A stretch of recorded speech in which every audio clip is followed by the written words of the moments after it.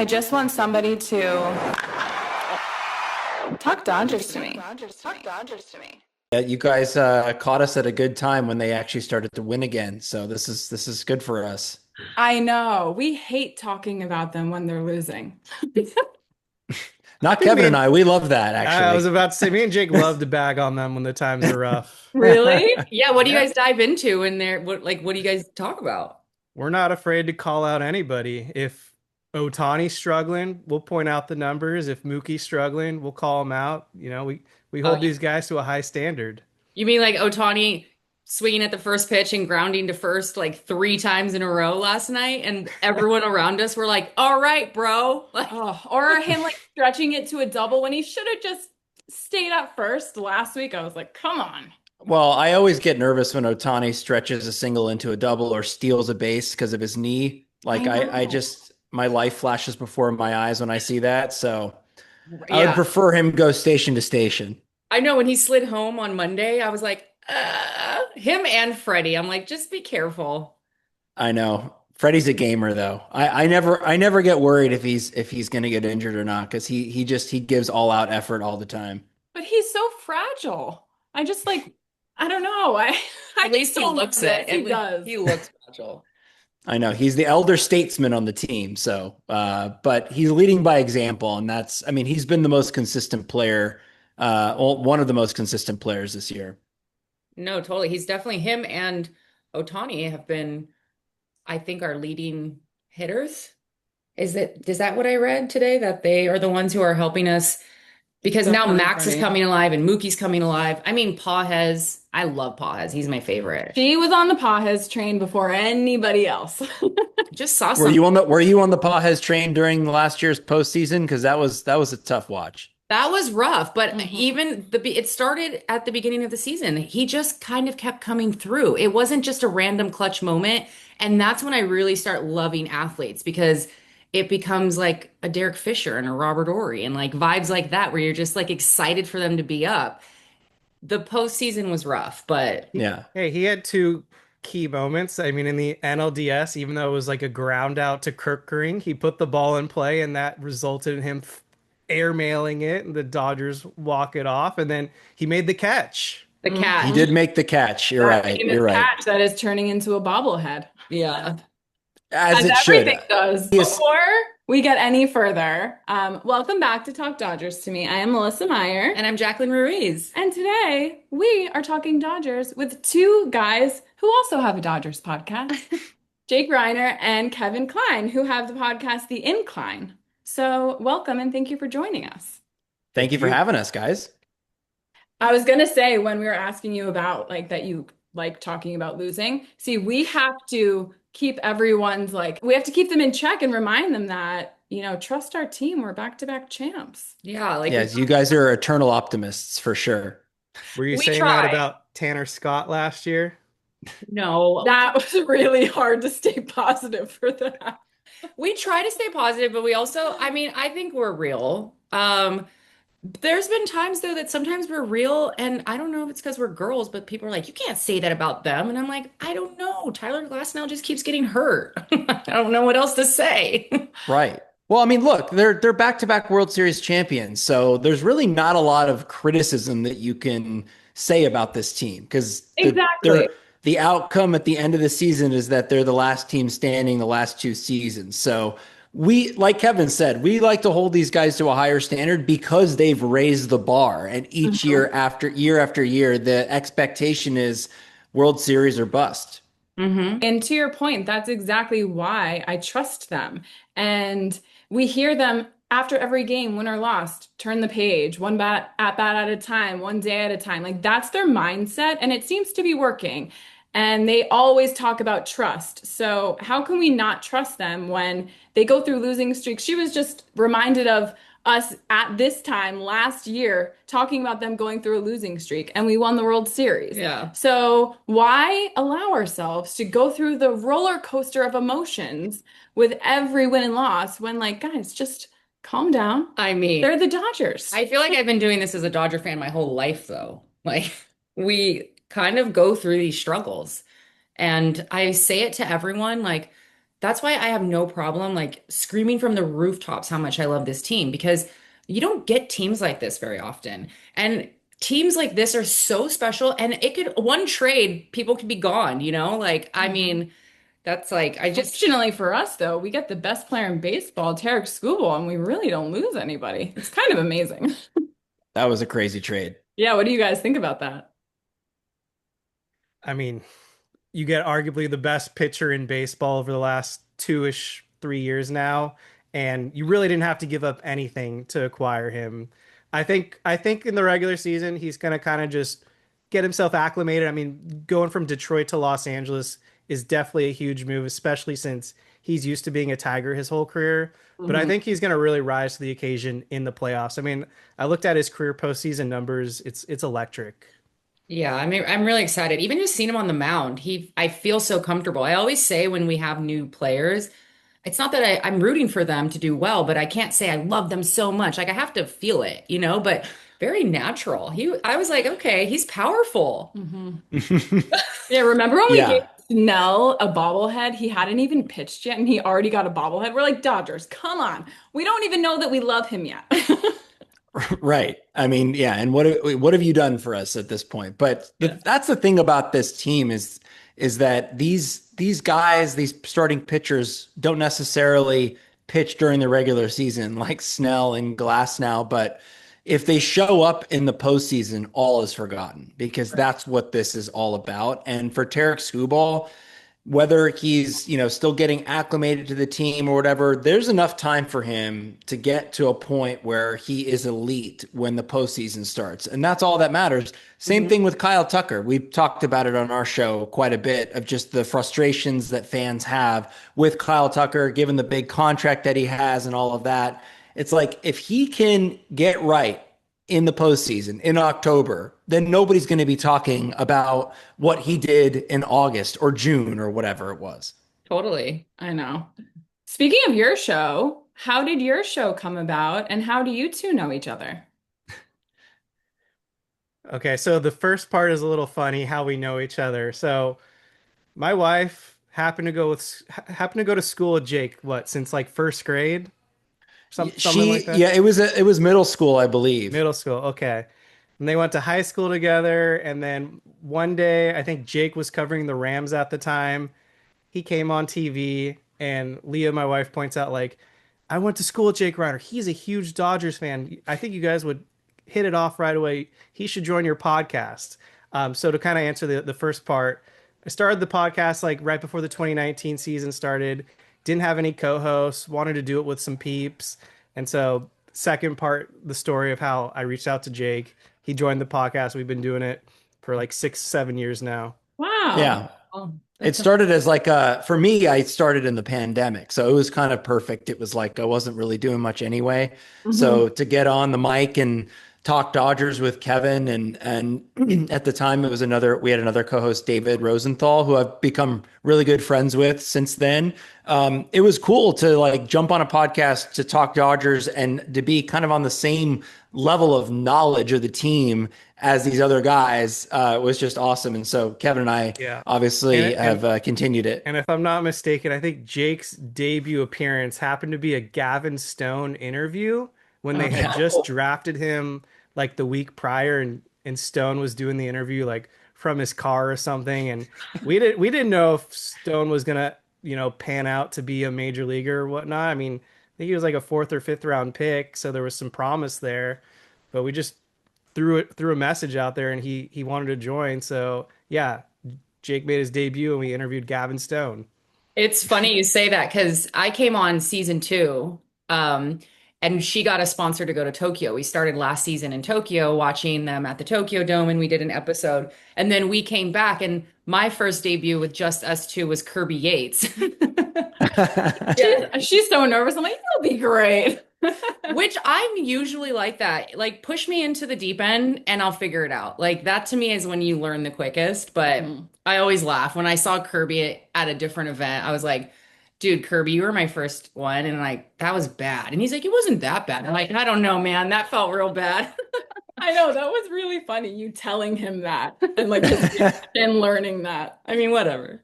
Wonder how I Kirby. mean, I'm sure you performed better than he did for this team. So Was I gonna say this.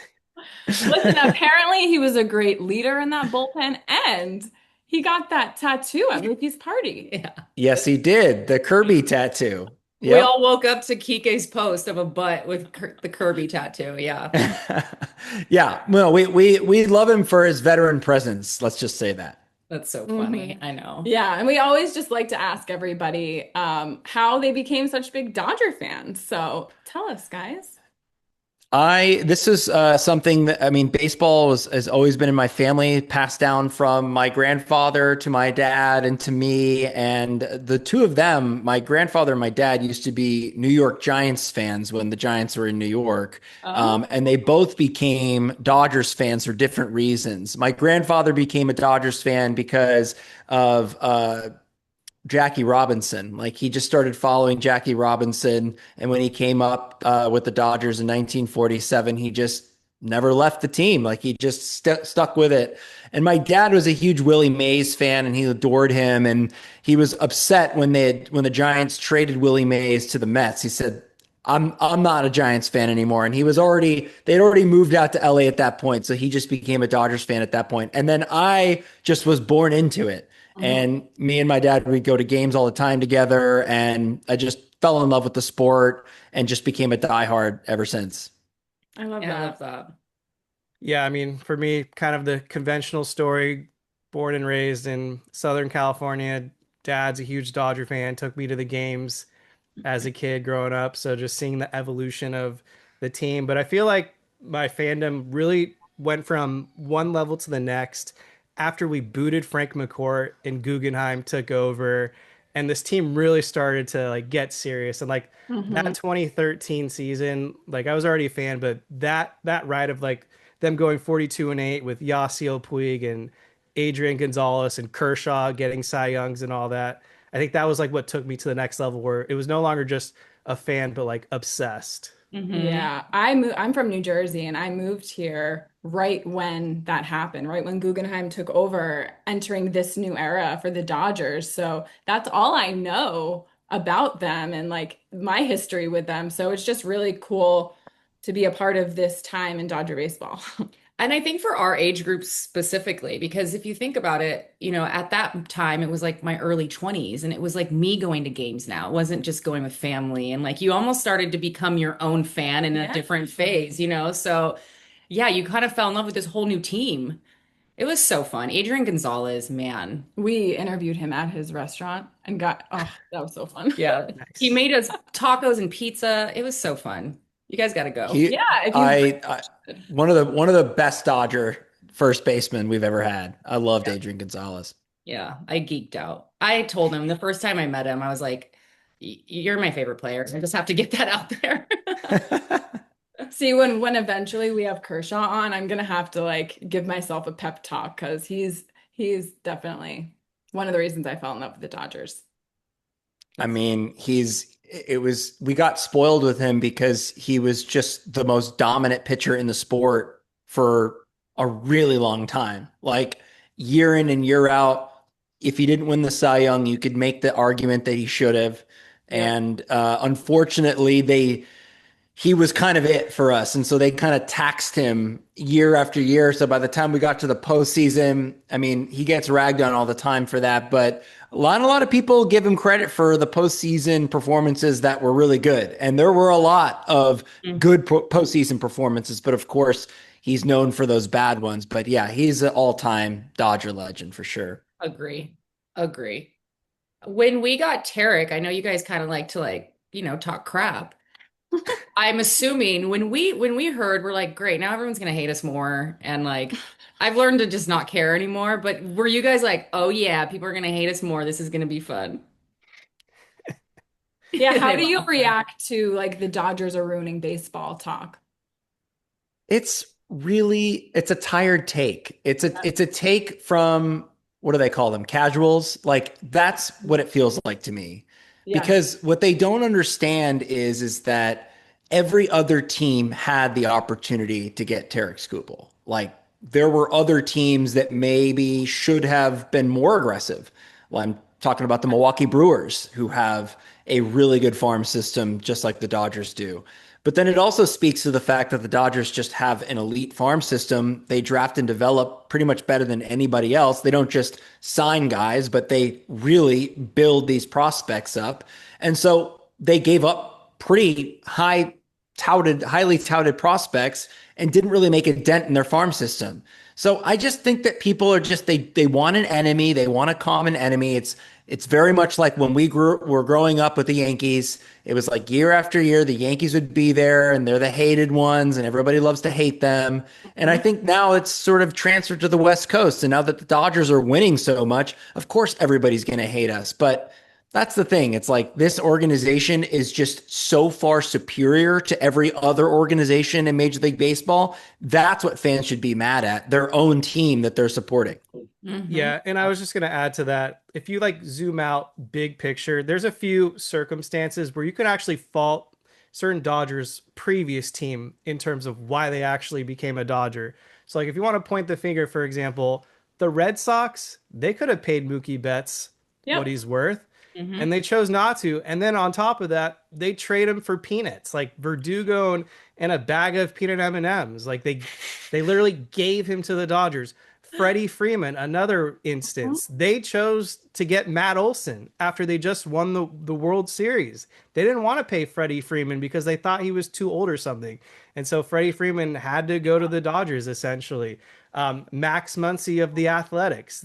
Something was going wrong. They weren't working with him. The development just wasn't there. They cut him. He goes to the Dodgers. They turn him into an all-star, soon to be probably the LA Dodgers all-time franchise home run leader. Yeah. I mean, Tommy Edman. That was another one I was going to say. The Cardinals basically gave up on him because he was always hurt. He becomes an NLCS MVP. Yeah, but the cool thing about the Dodgers is like we have all these MVP guys, but the Dodgers are also really good at finding players on other teams, especially pitchers, seeing something in them, bringing them over and building up their confidence and developing them like a Will Klein who was our game 3 hero last year and everyone was talking about it's not just like the star-studded talent. And they also don't bring over guys if they're not good clubhouse guys. And that's, what I really care about. I love like learning the people behind the player and the fact that we have such genuine good guys, like role model type guys. I just, I love this team so much. No, their biggest faux pas was Manny Machado. That was just weird. I'm like, okay, we'll just not remember that one. Yeah, that was a tough one. That was a tough one to watch. He But I think belonged on the Padres. Yeah. I think to your point, like it's a group of unselfish players. You have a lot of high price talent and a lot of egos, or seemingly a lot of egos. But Dave Roberts, we Kevin and I done our fair share of criticizing him in the early part of his Dodger career, but he's really turned it around and become a really good manager, and honestly, a good manager on the field. But where his bread and butter is in the clubhouse and making sure that everybody is doing their job. Everybody is essentially a role player on this team. And that's a tough thing to get players to buy into. And that's what makes this team work is you've got the Otanis, the Betts, the Freemans, the, Teoscar Hernandez, but you've got the Tommy Edmonds, you got the Kikes, you've got the Dalton Rushings, Andy Pages. I mean, Alex Cole. Alex Cole. The list goes on. Those guys know what their role is. They buy in. That's why a guy like Tarek Skubal wants to come to LA. I know he didn't have a real say in the matter, but it's like, of course you want to be a part of that winning culture. Yeah. Yeah. No, that's a great point. And I love to remind people of that like they're creating a culture that guys want to play for. Yeah. But people don't realize we started creating this in 2013 and it hasn't always looked pretty and we haven't always won. And now it's gotten to this point where we have this team and everyone thinks we're cheating and like, we're doing it like We're like ruined, like we're being greedy. But my thing is like it's been a lot of strategic play to get to this kind of team. No, I like to quote Bryce Harper and he calls it a loser mentality. It's funny. If you listen to Bryce Harper, he has some of the most correct takes about the Dodgers.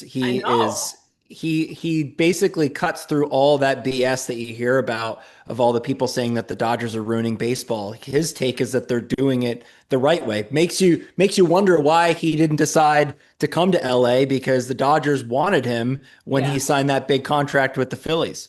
Yeah. You Yeah. hear all of, fans talk about hating the Dodgers, but when you actually listen to people in baseball and baseball players, they all love what the Dodgers are doing. Why wouldn't Yes. a player want their owners to care Yeah. and do everything in their power to win? At this point, I want them all. Like Aaron Judge, you can kind of come on over. You're not doing well over there, really. Bryce Harper, like just, all of them. At this point, screw it. Let's just get them all. Yeah, exactly. I like Pete Armstrong. I'll take him. He doesn't like us. No. Oh yeah. Oh yeah. I forgot about him. Okay. No. I actually think he loves us because he destroys our team. So I'm pretty sure he likes whenever Well, he gets isn't to he play with the from Dodgers. LA? I think he's from LA.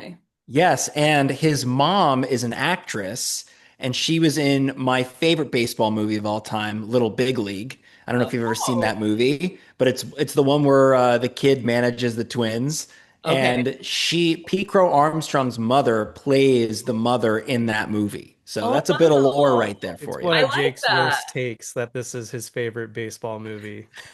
Just not that good. It's the best because we all, at one point, Kevin, wanted to be the manager of a baseball team. Yeah, And we wanted especially to the do it twins. when we were Especially 12. the twins. I don't know if Is I've that seen the that one with Charlie Sheen as the pitcher with the big like glasses? No, that's No. Major No. League. Major League. Oh, That's a, okay. that's a good movie. Yeah. Kevin, Okay. what's your favorite Little Big League baseball is a movie? good movie. I'm gonna have to go. I'm Actually, writing I- it down. yeah. I don't think Yeah, I've you seen guys it. watch it. Let us know. Okay. Jacqueline My just brought favorite, up. and actually the first interview I ever did on the podcast, I was working for Frank Marshall at Kennedy Marshall. That's where we did the first season of the podcast. And I interviewed Ron Shelton, who wrote and directed Bull Durham. Oh, sick. So That's a great that is baseball movie. right. I haven't seen it. I And know. it's the weirdest thing because I like was raised with my like father and my uncles and people putting that kind of stuff on TV that I like was, I mean, if I don't know if anyone's seen It's a Mad, Mad, Mad, Mad World. Has anyone Yeah. seen it? Yeah, like those are the kind of movies I was like, watching when I was little. But I have to loop in Bull Durham. I know. I'm waiting for you to watch it so we can I talk keep about it. forgetting. The guys won't stop playing. That's all I watch. Do you guys watch every game? Try to. I mean, it's a little bit harder now with almost 2-year-old, but Have you I do taken my your I do baby my to the best. game? Have you taken him to the game? No, she hasn't gone yet, but I've trained her now that when I have the game on the screen, she goes Dodgers, and when Aw. it's bedtime, she goes night night Dodgers. Oh my God, that's so cute. That's I so love funny. that. Yeah. Well, I know that Kevin is leaving soon, so we were just going to ask you guys like a couple rapid fire type questions. Let's do it. So tell us, okay, who's your favorite current player? My favorite current player is Max Muncy. Mhm. It was Corey Seager, but I know he's left a few years ago now. Probably just Ohtani. I mean, I wanted him to be a Dodger for a few years now. I get hyped every time he pitches or he hits. I gotta go Ohtani. Yeah, I mean, there's no wrong answer. Good one, People Kevin. ask You us really that. really dug deep there. Well, Really went down everyone the else is roster. leaving. I mean, Kershaw's gone, Seager left. Those Oh are my my guys. Well, okay. We'll go back to the roster because at least how do you guys feel about Freddie being number two? I kind of liked him being number two last night. Oh, batting The batting second? lineup, yeah, batting second. We've been actually advocating for him to bat leadoff. We think that just the way he handles the bat and gets on base, the power's not really there anymore for him, or not any. I shouldn't say anymore, but it just hasn't been there at all. That's this season. Because we want to set up more RBI opportunities for guys like Ohtani. Wow, I haven't heard anyone say that Yeah, I yet. really like that take. Huh. That's Okay. what you get on the incline. I knew I needed to bring that up. Okay, favorite game memory. Me and Jake actually went to this game together, the wild card game in 21. Yeah. With Wait, the Chris Chris Taylor's Taylor? walk-off. Oh, wow. Yep, That's we were definitely up there. That's a really good one. I would watch that on repeat. I mean, I've watched it so many times. One of my favorite in-person moments was the 2013 NLDS. If you guys remember the Juan Uribe home run off the Braves, you probably have seen the meme of Craig Kimbrell in the bullpen, like waiting to come into the game that they never brought him in. But that home run was sick because Juan he tried to like bunt like the first two pitches, and we were all screaming at him like, what are you doing, you never bunt. And then of course he failed twice, so he wasn't going to bunt a third time, and then he ended up hitting the home run, the go-ahead home run. Wow. Yeah, that's a good one. Yeah, I remember doing a little research when we interviewed Adrian Gonzalez, and sometimes then you just get in a rabbit hole of highlights and rewatching Yeah. at that time. Man, I missed bunting. I really liked when guys used to bunt more. Your mom commented on our YouTube and wrote that Oh, she wants them to bunt more. it must be a family take. Yeah, you're a small ball family apparently. Well, I Okay. just like think it's really fun when people throw that into the game. We I the mean, team doesn't bunt a lot. the whole MLB doesn't really bunt that much anymore. No, I was no, a it's power hitter, and when I could throw down a random bunt, like no one knew that was coming. It made it so fun. yeah, no, I think it's a really great skill if you know how to do it, but just the way that I mean, especially the way that the Dodgers are built, it's just like their guys are built to hit the ball out of the park, so they're just not going to do it. I know. Okay, which one? Okay, favorite food to eat at the stadium. That's a good one. It used to be a Dodger dog. The way that they have the Dodger dogs now, they're not as good. I'll still get one just for tradition's sake. Yeah. But let's see. I like the Korean barbecue there. Like it's The the Korean chicken barbecue is bucket? pretty good. Yeah, the chicken bucket. That's really good. Yeah, it is. Okay. The home plate platter is fun too. Mm-hmm. Okay. Yeah, I mean Jake just kind of mentioned it. Like ever since Farmer John got axed, it's just not the same anymore. So it used to be that Dodger dog. Um, they have like the Hawaiian barbecue place, I think, up in the reserve level. They got there. That's all right. I'm not a huge Dodger Stadium food guy. I know. Well, we will tell you. Have you been to Le Sorted's? It's a Um, pizza No. shop. It's about 5 minutes from Dodger Stadium. I Well, know I know about it. you Yeah. should go because they have the best sandwiches of all time. Also, they're known for their pizza, but we bring it to the stadium. Yeah, you can Oh, bring your cool. sandwich in. It's Hmm. so delicious. You They know, let you do that? yeah, it's really easy. And it's, Whoa. to be honest, when you're sitting there and then you whip open this delicious sandwich, just really, Everyone's like, "Whoa, where'd you get that?" yeah. Yeah, I went last night and I ate before I went and my mom's like, "You're not going to get a Dodger dog?" I was like, "Honestly, I try not to because it's never as satisfying as I want." I go, "But then if someone has it next to me, I'm like, I kind of want it." Yeah. No. Well, I bet it's pretty disappointing for the person next to you that's asked you where you've gotten it. And it's like you're kind of out of luck because you're not going to be able to go get it. Yeah, but then it gives us an opportunity to pitch Le Sorteds because we love the owner. Yeah, All Tommy. right. Lasorted. Tommy Lasorda connection, I'm assuming. It's funny because I interviewed him season one. His name is Tommy, the owner. It is a nod to Tommy Lasorda, something like All that. right. Good recommendation. Wow. No, it's really cool. He has like all this, it looks like an old school like New York place where it's like has all the memorabilia throughout the His whole. history of being an LA Yeah, fan of Lakers, Dodgers, all of that. it's cool. Very cool. Yeah. Well, Kevin, Any, we know that and you have to be yeah, I was gonna back say, now. any final questions before I dip? We're gonna ask, who do you think we're gonna face in the World Series? I think my preseason prediction was Dodgers Red Sox, and it Ooh. didn't look very good for a while, but the Red Sox have gone scorching hot. And I kind of want the Dodgers to have this accomplishment where they beat all five of the AL East teams for a World Series. And they've done three now with the Rays, Blue Jays, Yankees. So we just need the Red Sox and the Orioles. And it's like a Avengers Thanos. We did it.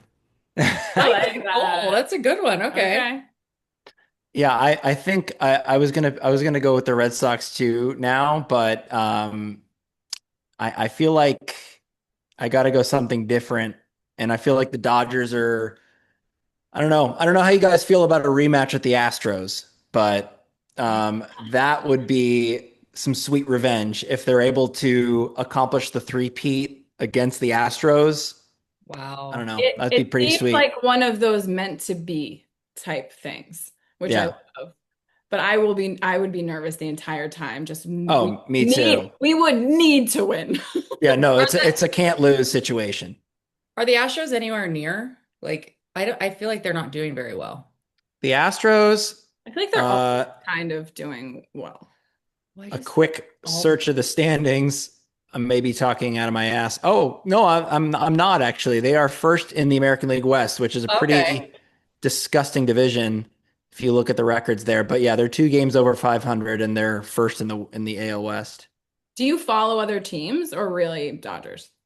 I mean, I kind of just follow Major League Baseball in general, so yeah, I don't. But there's no, I don't like have a second favorite team. It's just Mhm. I just follow the game. Yeah, Yeah. no, I feel you. I really don't watch other games besides whoever's playing the Dodgers.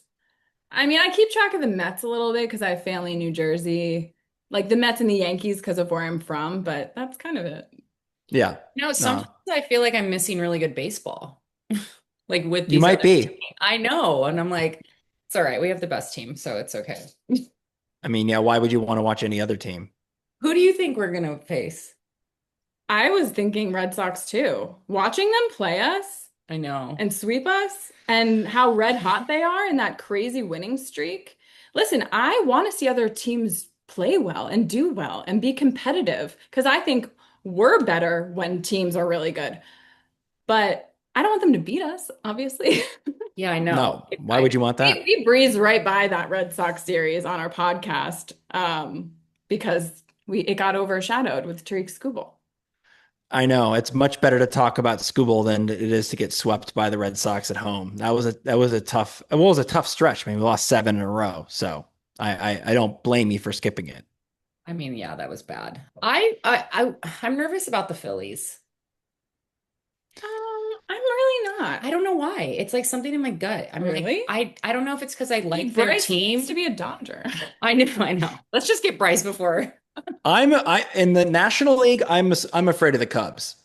The Cubs have our not, I mean, historically they don't have our number, but the players on that team, like we talked about PCA, the Mhm. rest of that lineup just destroys us. I mean, Michael Bush, former Dodger, he kills Yeah. us. Hmm. Alex Bregman has a history of doing that. Nico Horner, Dansby Swanson went off Yep. against us recently. So they're a really good lineup, and that would be the team I would be afraid to face in any series in the playoffs. I guess for me though, it's like you were saying like how Boston's red hot right now and all this. It's like, yeah, but will you be red hot in October when you face us again? And like Yep. that's kind of where I feel like we have the upper hand, where it's like we let them get hot, and then by the time it gets to when it matters, they fall flat. And I'm just Hmm. it's another version of that. I hope so. But also, Yeah, I we're mean, watching and maybe like give us your insight on what you think about this. I'm noticing more than ever this year how well every team is doing against us and how much it seems like every team just wants to beat us. Yeah. well, Mookie Betts said it perfectly a couple years ago, where it's everybody's World Series when they face the Dodgers. So you know that this is a series that all teams kind of get up for because it's going to be watched by the most amount of people. It's probably going to be a nationally televised game, but even if it isn't, it's going to Mhm. be a big crowd too, especially if it's at Dodger Stadium. So you get every team's best, and I think that that's a great like litmus test for this specific team, the specific roster that we have, to where if they're getting every team's best, they're going to be battle tested for the playoffs, and hopefully all of our pitchers are healthy and ready to go in October. Yeah. Man, that's exhausting for us as fans because if you think about it, it's like so many games and we are so in tune with it. And then on top of it being the energy of being back-to-back champions, going for a third one, like we are watching and hanging on every game as if it's October the whole season. And like I'm exhausted. Well, hopefully, when October comes, the teams that are beating us now, they're going to see a whole different team from us. So that is encouraging. But Hmm. yeah, not only are teams really, I feel like just so much adrenaline. They just want to beat us and they're playing really, really well. I'm also watching our team look more tired than I've ever seen them. Yeah, well, I mean, if you think about it, like a lot of these guys that have been on the roster year after year, we're playing more games than anybody else, I know. you know? And when you tack on like the series in Japan or in Tokyo, like that's a lot of wear and tear on the body. And this team is not particularly young. I No. mean, they have some aging veterans on this team. So all of that combined, it kind of just happens. But what I am encouraged by is what they've been able to do the last couple games against the Royals. Now, the Royals are a bad team, but just the fight that the Dodgers have had in the last few games where even after they've gained the lead and the Royals come kind of knock them back, they're being resilient and they're saying we're not giving up on this game and they've come back and won the past two games and Dave Roberts kind of set the tone. He was like, this is not our brand of baseball. We're Mhm. not playing with urgency. We need to start playing with urgency. And like you said, like we are fans, we are hanging on every game as if it's, life or death. Yeah. So that's kind of what we want from the players. But from the player standpoint, I mean, it's like it's a long season, and especially with these guys playing more games than any other team, like you kind of expect this to happen, but the turnaround I feel like is coming where you're going to forget about this bad Hopefully we're stretch. in it Yeah, I now. think we are. The energy alone at the stadium last Oh yeah, night she was there felt last night. different. It felt like this is our team. Like it just felt like we're not going to lose. Like they're going to come back, and then they would come back, and I was like, this is Dodger baseball. Like this is our Yes. guys. I Yeah. really thought I was watching at home last night. I really thought Max hit a grand slam at the end. I was jumping up and down, and then I realized he didn't, but like it still was great. Oh, it was so Well, great. it's funny. He kind of pimped it like he did hit it out, but all he needed was a fly ball to the outfield. So he I knew know. immediately the game was over. It was almost like he was watching to see if it just dropped, and everyone Yeah, felt like he was watching to see if it goes over. I also love how right. Freddie said the night before when we won, he said he felt like the fans were willing the win as well. Did you feel that last night at the stadium? Yeah, I felt like all of us, we didn't give up. It was so fun. It was so fun. It was like October baseball. And I can tell the shift. I didn't know how to explain it. Even me going there, it was different. Our boys are getting ramped up. I'm so happy. You threw the first pitch recently. How was Oh, that? yeah. Yeah, that was very nerve-wracking. And that was honestly during the losing streak when we were playing the Red Sox. So, and that was a bad game. We lost 8-4, but Oh, before it was kind of exhilarating. I mean, it was so many emotions that were kind of coursing through me and my sister as well. Like mhm. we were very, very nervous about it. We practiced. Now we Had you made done sure it that before? This is the first time. I have done it once before, and it was when I was much younger, and I did it in Tampa Bay of all places. My dad and I used to go on these like baseball trips where we'd go and see about 3 to 4 parks every summer, and eventually we got to all of them. We have to go back to some because they've got new parks in some of these cities, but mainly I've like when he's thrown out the first pitch, like I've caught him, so I've done the whole Okay. process of it. But my sister had never done it, and obviously I hadn't done it in many, many years. So we practiced a couple times, just throwing the ball around. But nothing can prepare you to go out there and throw one pitch. And you guys have seen like the viral moments of like 50 Cent and like a bunch of other people that have been just horrible at it. And I didn't want to be that guy. So when I threw it, it was like I was almost like guiding it and like praying that the ball would get to the plate. And I have to say it was a perfect strike. It was right down the middle. And Alex Call was my catcher, and it was Oh, I was gonna perfect. ask. Who caught your Yeah. sisters? My sister, I'll say this. She got it to the plate, which a lot of people can't say that. Like a Okay. lot of Yeah. people, and we went from the mound too. That was another thing. We didn't want Oh, to go from in okay. front of the mound. We went on Good for top of the you. mound, and she threw it all the way to home plate. Maggie Rowe was her catcher, Oh, which was pretty cool. nice. But yeah, it was a really nice moment. I mean, they did such a beautiful job with the video for my parents, and the Dodgers were incredible. Like they had reached Wow. out to me months ago saying, whatever you guys want to do, we can do. And I have my own kind of relationship with some of the people in the front office. And so I reached back out to them when I was like, I really want to do something. And they were like, whatever you want to do, we'll do it. And so they were super cool about it. And then of course, Charlie Steiner was a good friend of Yeah. my dad. And He used to they be at asked Kennedy him, Marshall a lot 'cause he was "Oh, friends with really?" Frank. Yeah. Yeah, he's just such a sweet man. And he as soon as they asked him like, "Hey, do you want to do this?" He's like, "Absolutely." So he wrote it and he voiced it and Wow. it came out just perfect. Wow. Oh, well, I'm so, so incredibly sorry about your parents. I actually met your dad a couple times, and I'd love to share that with you, Really? though, if that's okay. Yeah, absolutely, sure. So before I worked at Kennedy Marshall, I worked at Spago in Beverly Hills. And, Yep. I met so many amazing people working at both of those jobs, but there's really just a handful that really stuck with me. And he was one of them just because of his big smile and how kind he was to me. Not everyone looks you in the eye and says hello and repeats your name and things like that. And he, took a moment to ask me about me. Like not Mhm. a lot of people did that. And it was a really nice moment. And, I kind of talked to him and your mom was there as well throughout the night. So then about maybe like a year later, I'm now working at Kennedy Marshall and I'm the receptionist. And this is in the beginning. Like I'm just starting to work there. And Rob Reiner comes in. And if anyone's listening and you don't know who Rob Reiner is, a movie he made is probably one of your favorites. Mine, like many others, is When Harry Met Sally or Princess Princess Bride. Bride. But so this is like I'm still getting to know Frank and Kathy and everyone that works there. And your dad walks in and he's looking at me like trying to place me.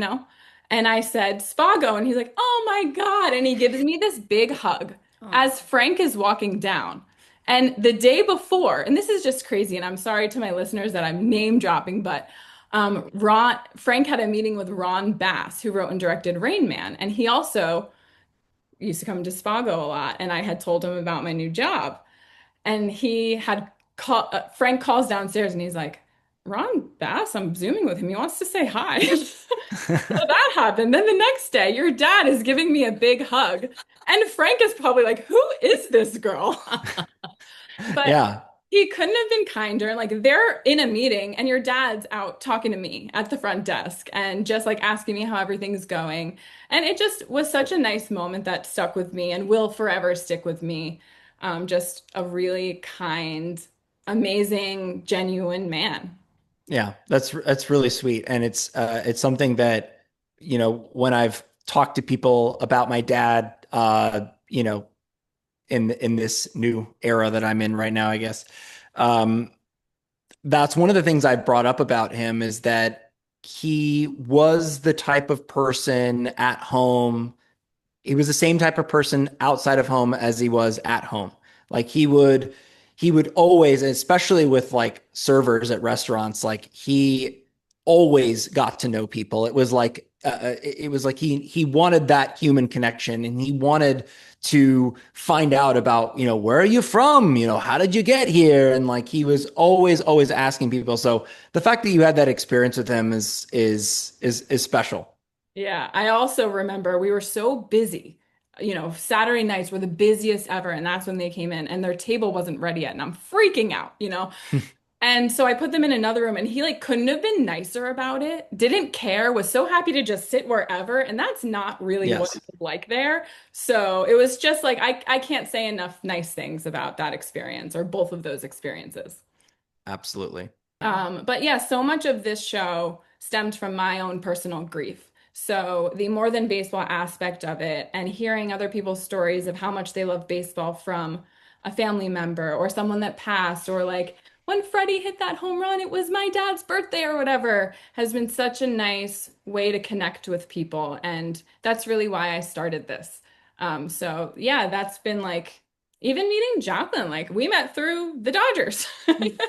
Yeah. Yeah, I mean, just like Kevin and myself, it's the same kind of connection. I think that that's kind of what I've been learning through this process is that when you think about grief, it's you don't really know what it's like for someone until you're actually going through it yourself. And everybody's grief is different.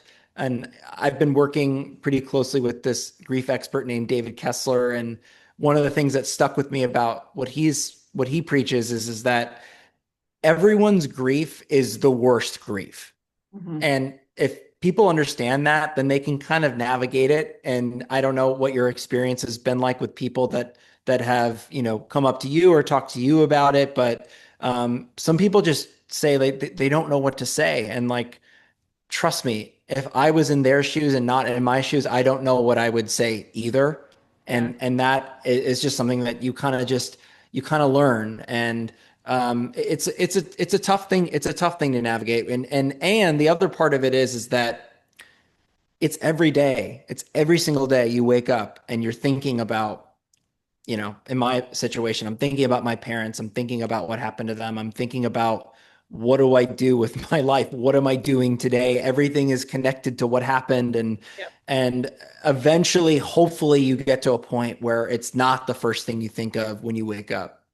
Yeah, I mean, I lost my dad when I was 16, so like 20 years ago. And then right before I started the podcast, I lost my cousin and my aunt back to back. And baseball has always been my escape. It has been my Hmm. connection to my dad since I lost him.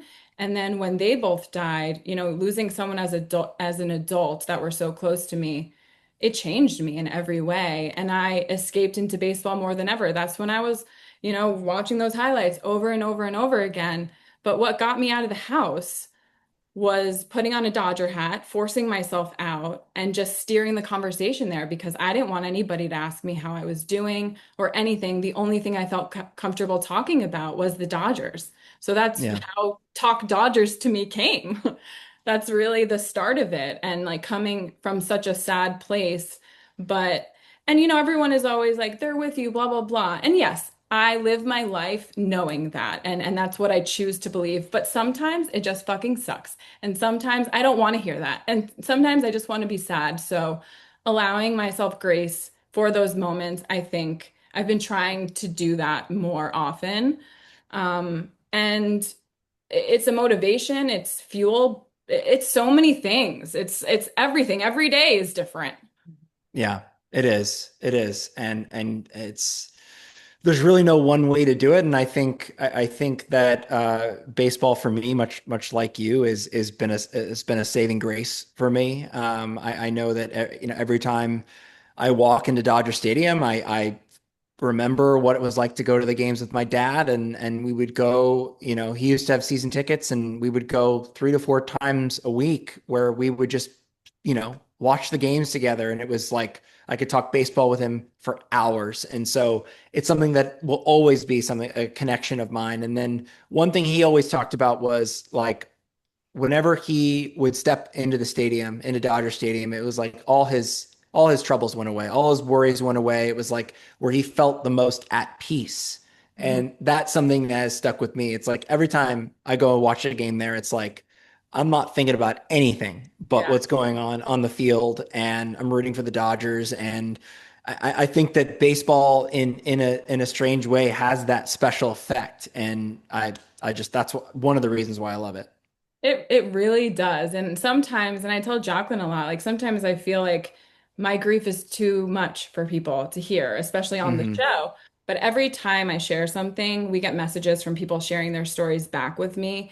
And it just is a beautiful thing how sports brings people together. And you go into the stadium, you don't know the person next to you. You start sharing stories and you're hugging at the end of the game. And I just love that. And it just makes me proud to have a show like this. Yeah. Absolutely.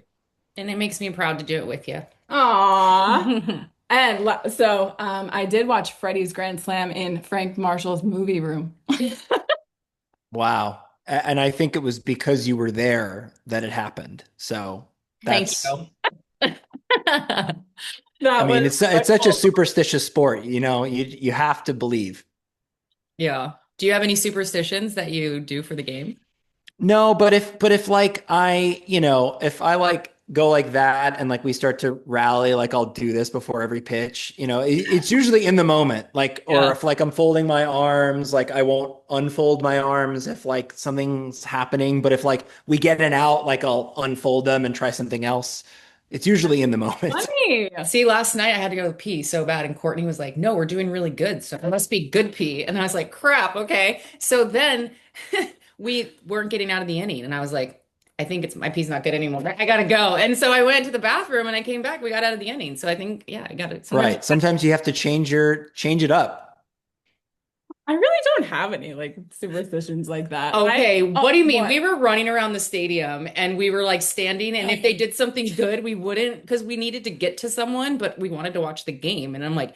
So we'd stop, and then it was like, if it didn't, nothing good happened, we'd be like, okay, we can keep moving. But if something good happened, we stayed for a little. I have a hard time. Like when I'm at home, I can't sit down though. I stand and like pace and watch. Oh yeah, I'm a pacer too, especially during the playoffs. Like it's like I'll be sitting for the first few innings or whatever, and then it gets to about the fifth or sixth inning, and it's like, all right, time to stand and pace, and because I don't know why, but it's like this feeling of like that you actually can influence what's going on. So if like I I'm know. standing, I'm like, okay, I'm ready for a ball to be hit to me. I'm ready for whatever. Like it just you have to get up at some point. It's so true, but sometimes like I like to rewind and like rewatch something. So she'll be ahead of me and text me and she'll be Know like, me. I'm oh so sorry I ruined it for you. And I'm like, no, I like knowing something good's gonna happen. Hmm. Crazy. I was like, don't give it away. Okay, well, just as we wrap up with you, how are you feeling about the Dodgers right now with everything, the losing streak, 2 wins? We won the series, which is great because Tariq Skubal gets to experience his first shot with the team because they all take shots in the clubhouse Yeah. after a series win. Well, no, wait, isn't that tonight when we win? Well, Oh, yeah, okay. hopefully we'll sweep them, but we Okay. did because we won the first two. We won the series. Oh, yeah, yeah, you're right.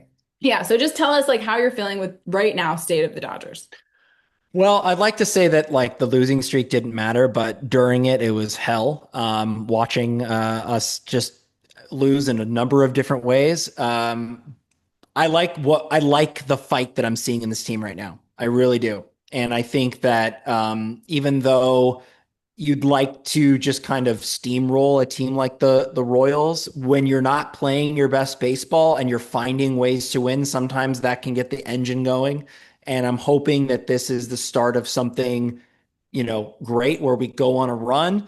I'd love to see, Mookie Bet. I mean, Mookie Betts had a great game last night. I'd love to see him build off of that. I criticize him a lot, but I'd love to see Mookie just keep it going. Kyle Tucker as well. Like I'm rooting for these guys. I want these guys to, hold up their end of the bargain here and help carry this team because we can't always rely on Shohei and Freddie. And Muncy and Pajes have been great this year, but we need the other guys to step up. And so I'm feeling a little optimistic right now. And look, it's like, yes, the division looks like it's wrapped up, but Arizona's tough. They're hanging around, and we've got an opportunity to skip that or to get a bye in the playoffs. Huh? And that has to be the goal right now I is to know. get one of the top seeds. Yeah. I know, but you always bring up how wild card games and seasons that go to the wild card are the ones we win. I And know. then it just makes me annoyed because I'm like, don't tell me that because I don't want to stress on either. It's different this year Okay. because of how tired they look. If they Okay. can avoid playing a couple more games, then I think I think that's it's a good. positive thing. Yeah. I But think you're like, right about that. so I'm really hoping for that. I hate that, we lost a bit of the lead in the division. Whatever. I'm sure we'll still win. Yeah, I'm feeling good about the team. I think we're getting hot now when it's starting to matter. We're Mhm. getting our pitchers back. Guys, Snellzilla He yesterday, was so good. he 10 knew he was strikeouts. really good.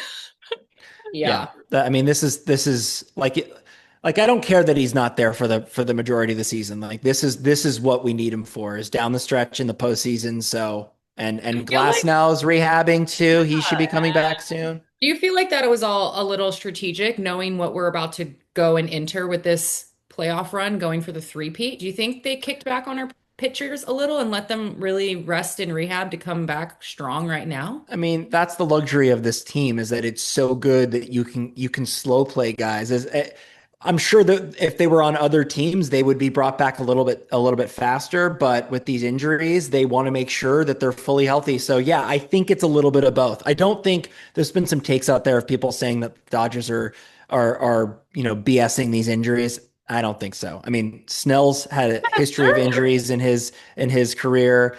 Glass now has been hurt every year basically of his career.